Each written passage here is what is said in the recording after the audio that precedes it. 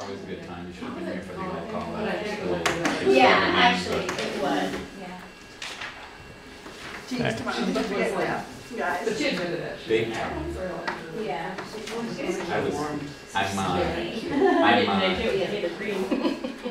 traumatized.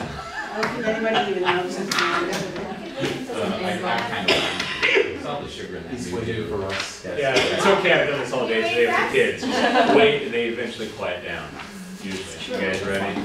Everything's taken care of? Excellent. So I only have 5 minutes to inform, persuade you, and tell you all about communications, which is going to be tough because when it's 5 minutes, and secondly, most of you already have jobs in education, have degrees in education, have benefits and a retirement package, even if there's not much in them. So I'm going to try anyway. I'm going to refer to something that we all like and can agree with. Whoa! Alcohol, because I know after a long day, most of you like to kick back and have a drink or two, or 9.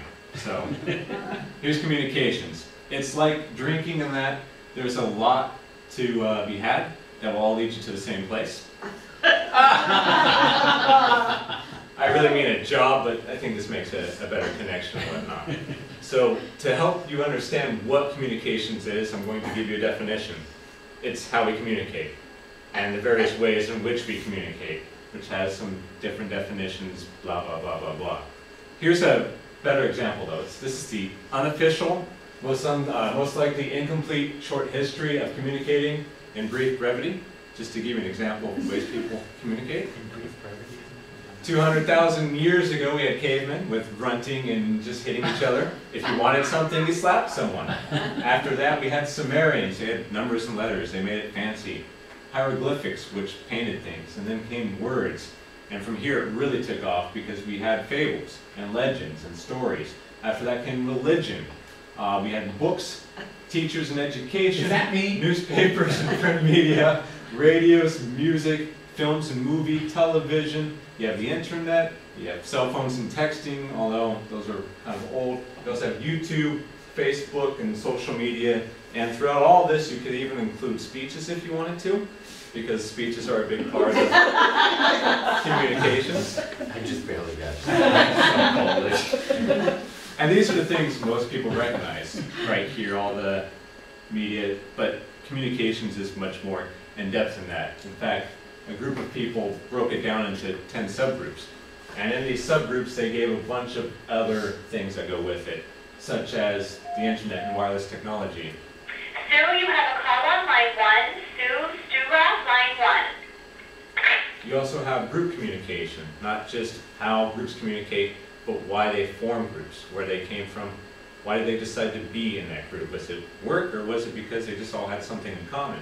There's health communication, such as how we talk to the dead, or maybe just family advocates. There's instructional communication. People who study how teachers and students interact and then let you know. Because after working in the field for years, you probably don't know how you communicate with students.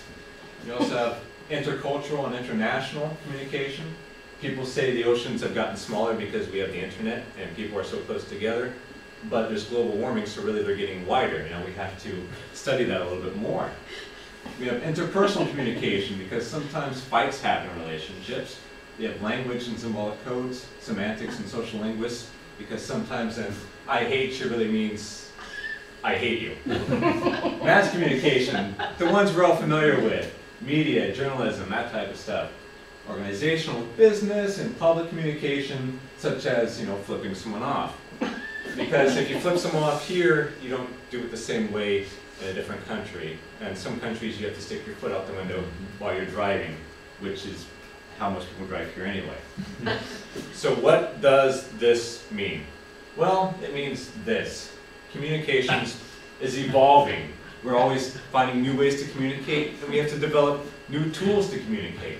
And because of that, communications is growing.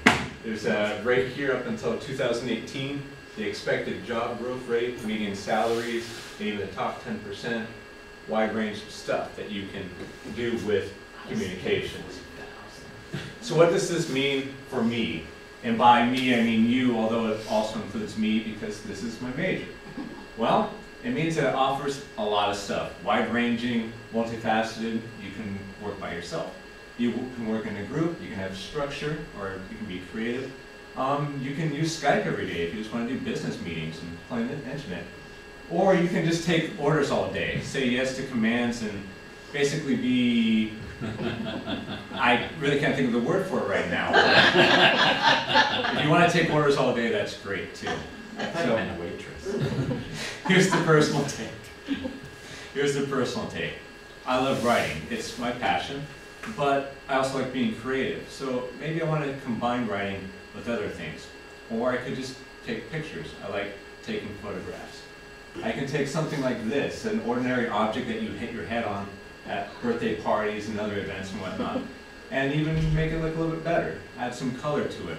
Bring it out and find some beauty in simple things.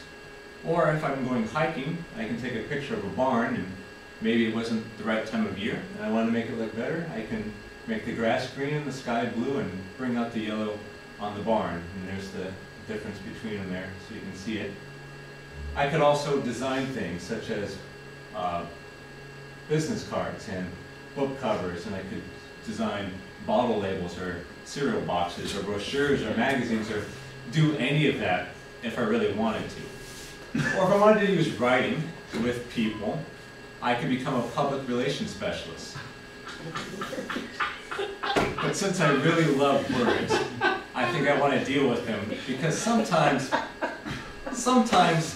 the word that might mean something, such as another word, such as regions or land, might have a completely different meaning if you use it in the wrong context.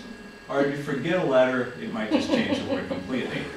So I can become an editor, because you don't want to be a public relations specialist of the nether regions.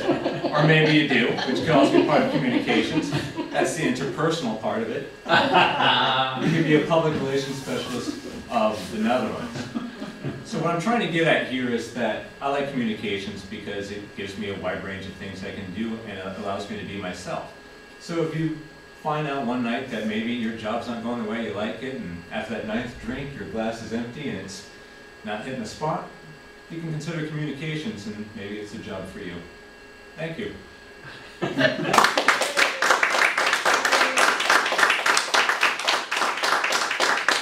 Was that worth the 5 minutes? Yeah. Or more? I Good. can't keep up with Your it. wish.